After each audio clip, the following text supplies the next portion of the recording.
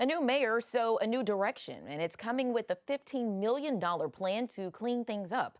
The Hoover City Council approving its first capital budget under Mayor Derzis, who says he's now tackling years of postponed infrastructure and long overdue improvements.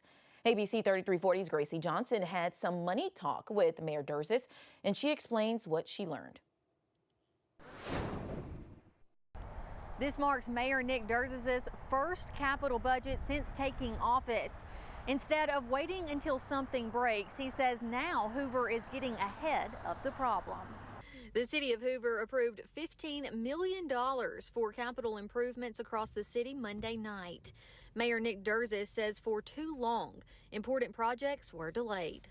It appears to me that for too long we kicked the can down the road, that there's some infrastructure needs, not wants, but needs that we've got to get done.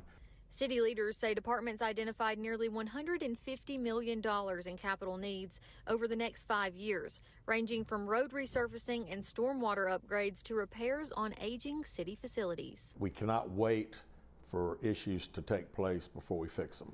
We've got to have a plan in place that we can start doing these things. The approved budget also includes money for public safety upgrades, including fleet replacements. We don't want 10 and 15-year-old police cars driving around. We want newer stuff. Our guys that guys and girls that drive police cars, that's their office for the day, and we want them to be in a good office.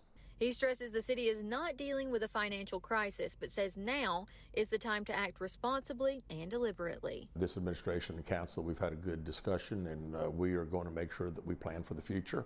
The mayor says this $15 million capital budget is the first step in addressing broader capital needs over the next several years. In Hoover, Gracie Johnson, ABC 3340 News.